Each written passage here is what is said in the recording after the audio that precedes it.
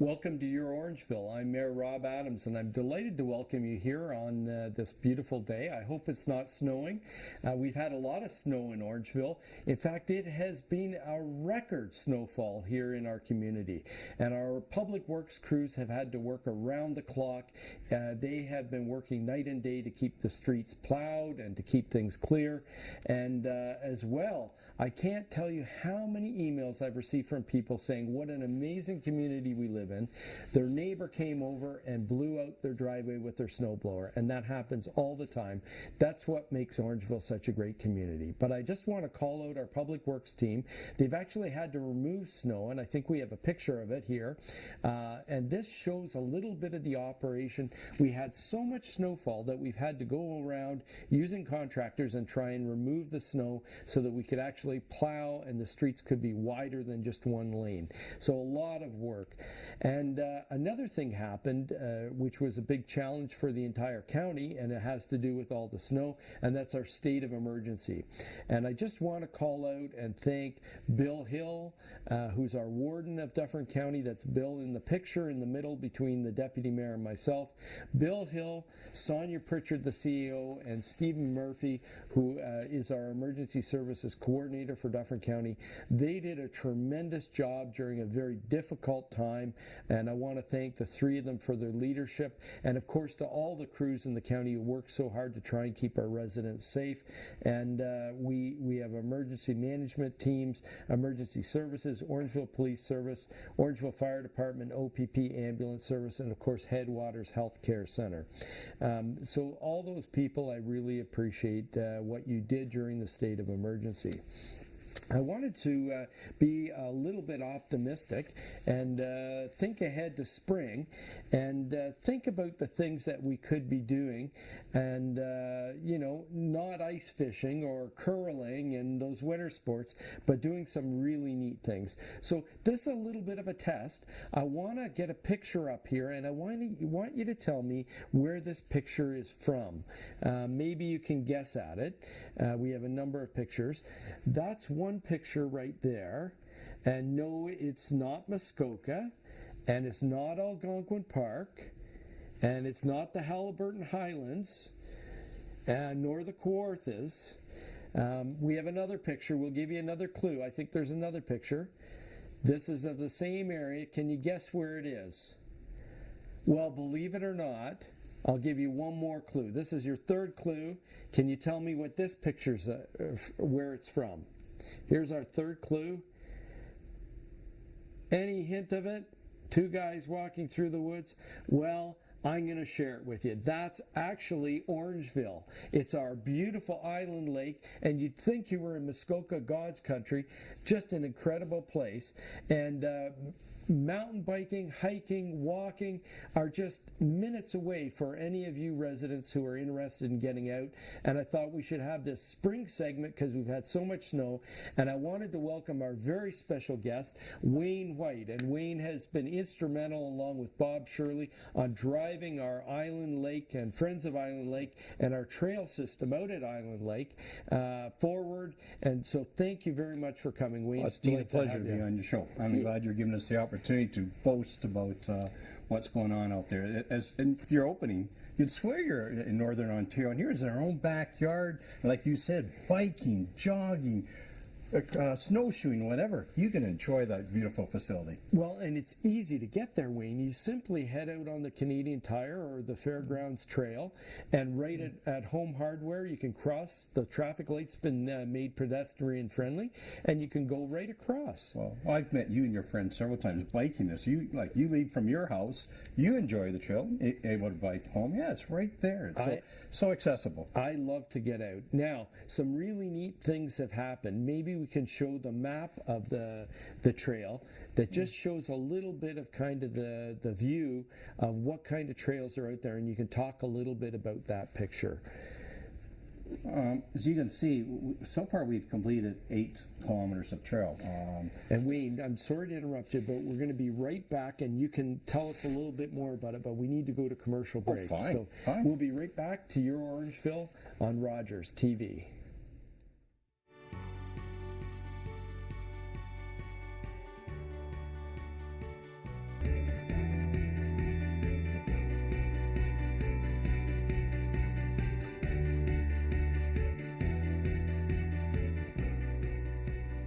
Welcome back to Your Orangeville. I have Wayne White with me, and Wayne is one of the leaders of Friends of Island Lake, the people who are actually making some amazing things happen at the trails at our Island Lake Conservation Area. Maybe if you could just cue up the picture again, and then you can talk a little bit about what we've done, or what you've done. Well, historically, the park opened in 1970, and in 2001, the South Trail went in. That's right by the gatehouse along the South Shore, and that was put in by the management committee. And Bob Shirley at the time felt that there was way too much work for that group, so he formed the Friends of Island Lake in 2005. In 2007, right across from Mount Amaranth School from the Huckley Road, they put in the first section of the North Trail that stopped at the North Dam. And in 2009, that trail is extended from the North Dam to the start of where Bob's North Bridge is located. Then in 2010, we put in the South Access Trail, which is mainly sponsored by the town of Orangeville. And that's at the intersection right across from Home Hardware up to the gatehouse. And then the big project was completed in 2013, and that was the 3 bridges joining the South Trail with the North Trail. And that was a major project, a $600,000 project. I think we have some pictures of it, and this is the hard work that went into it. Well, what's interesting, maybe a lot of people don't realize, right there you see the cribs being put in. Every one of those posts were cut and drilled by volunteers off-site to save money. Bob Shirley estimated we saved over $100,000 by volunteer labor. Last winter, it was a struggle because the ice really didn't get thick enough until the middle of January. We had a small window of opportunity. The construction company Sunshine had never done this sort of thing before. In that picture, you can see what they do is they construct the cribs beside the hole. They take chainsaws, they cut a hole, move the cribs over the open ice, pull on these 2x6s to release the cribs down through the ice. Yeah. I think we have a few more pictures to really show that. Yeah. And you can see it, and where you see that those are motorized wheelbarrows. We put stone inside the cribs and on all 4 sides to brace it, and those cribs were designed to withstand the shifting of the ice and the heavy equipment that drives back and forth, not your joggers, your bikers. And right. We have some more pictures as well, Wayne, if we can. And you see that that back was actually loading the rock into the motorized wheelbarrows, and he's taken it onto the ice. And I was documented every day, and when that motorized wheelbarrows on ice, you can actually feel the ice go up and down, up and down. And one guy said, "Wayne, is this safe?" And I said, "I'm just a photographer." But it was interesting. And the ice was getting late in the spring, and they brought in a crew of about 60 guys, and they managed to get 70 cribs put in about 2 weeks' time. Yeah, there's another picture. There you go. That's the scaffolding. You can see they're assembling it beside the hole. Then they put 2x6s across the hole, slide over the open hole, and drop it in. And then I think here's one. And here then once the cribs are put in, we're able to put in the stringers and the top boards, and it's arched because it is deemed a navigable waterway. So in the center, it had to be high enough to allow boats, kayaks, canoes, and of course fishing boats to go underneath. And I think our next picture captures build grand opening. Build it, and he will come. And the grand opening. And a lot of people came out, didn't they? And this is interesting because prior to that, about 50,000 people would use that trail in a year. During the month of July, with the counters that the CVC has on the bridges, we had 6,000 people in the month of July crossing those bridges. So if you do the math, 6,000, well, of course it's seasonal. The cold days, and a lot of people probably aren't walking the trails compared to then, but 6,000 people in the month of July. Yeah, that is amazing. It really that is absolutely amazing. Yeah. And this is a free trail that anyone who's a resident of Orangeville, or I guess Mono as well, because they've contributed to it, that they can go out and walk on this trail, no cost. Yes, right from the beginning, that was the agreement, the partnership between the Credit Valley Conservation Area, Town of Mono, and Town of Orangeville, that if you stay on the trail, you have free access to the trail. Right. To think, I've met people from Mississauga that they couldn't get over it. We don't have to pay to use this trail. So we draw people from a wide geographical area. It is simply amazing. And so when we come back in our next segment, we're going to talk a little bit about what the trail looks like, and as well a big campaign that's going on. Yes. I think We're not done, Rob. We have 1.6 kilometers to do. We want to get that done. We'll be back in just a minute on Your Orangeville.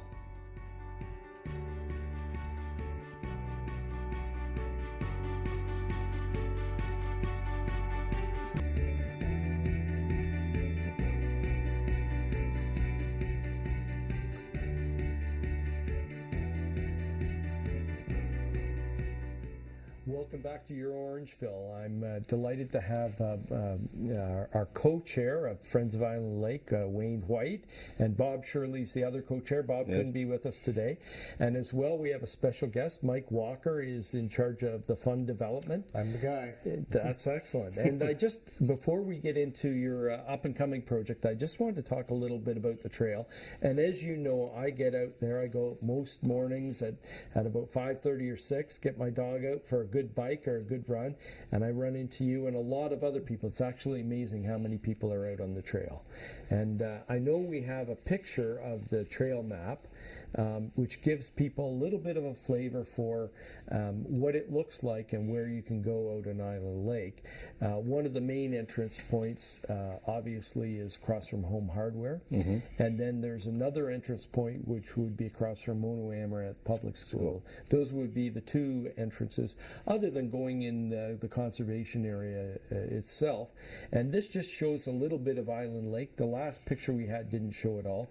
And of course, on the bottom side, there's a trail that runs along the south end over to kind of the right-hand side, and then it jogs across the bridges we were looking at over those islands and hits the North Trail, which is the red line going along the North Trail. And then the dotted one is one that we want to talk about in a little bit. It's Closing the Gap, and we'll get to that in just a second. As well, there's all kinds of events that take place, and I think we have a picture of an Island Lake run. And I put this in because I don't run very often, but I was actually there. You were there. I can see you on the starting line. Right by the start sign, and someone said, that's not a very good place to be starting. You have to run around the sign. Did you not finish first? I'm trying to... No. Well, I was at the finish line, and I think you did. I finished first for old guys. For the old guys. You were the first mayor to cross the finish line. Yeah, that's true. That's true. And all kinds of people get out. I think we have even dogs out on the trail. Yes, and walkers. It's done by a couple of beautiful dogs. Yeah, my dog Sydney and her half brother Mosby. A lot of dog walkers use the trail. Yeah, and you can do so much more out at Island Lake as well. There's, I think we have a picture of a kayaker. I know that some people are avid windsurfers, and of course there's a rowing club and canoeing. You can do fishing out there. There are all kinds of activities that can take place out there. Fishing. Yes, and ice fishing right now, so you can use the lake year round. Well, we're trying to keep it a bit more of a spring show. I realize that. We've had so much snow.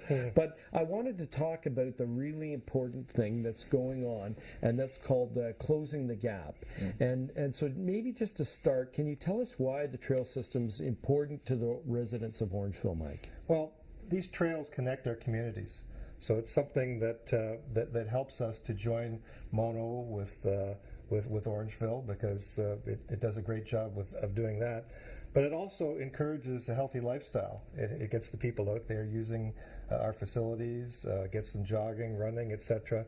And it also brings tourism, because believe it or not, those parks are full of folks that are coming and have never been to Orangeville before. They come to the park, but they go and shop in Orangeville, and they love it.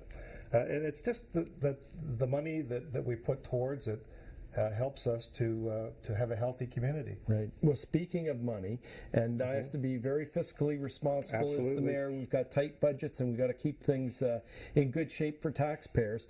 But Mike, maybe you could just tell us where the money comes from to fund these types of things. Well, that's a good question. The campaigns that we've had have been run by the Friends of Island Lake. The Friends of Island Lake, as Wade has said, is the co-chair. It's a group of citizens. We're just folks that live on your street, that are part of this group that works with the Credit Valley Conservation Foundation in collecting money. And we're a registered environmental charity, and we don't get paid anything. We're just volunteers, and we go out and we get the funds. That's how it happens. Okay. And what would be the breakdown on those funds, like for closing the gap? Can you give us an idea? Sure. Well, from the previous campaign, which was Bridge the Gap, the funding that the $600,000 that we received for that, approximately 24% came from folks like the town of Orangeville, town of Mono, and the county of Dufferin. 30% came from corporations. So we went to different companies and received sponsorships or things in kind like concrete, different things like that. 19% came from individuals. So that came from things like our scrap metal campaigns or our trail donation days. Right. And so then, really a lot of different community groups contributing, so great support from all around. We're going to go to our break, and we'll be right back on Your Orangeville in just a minute.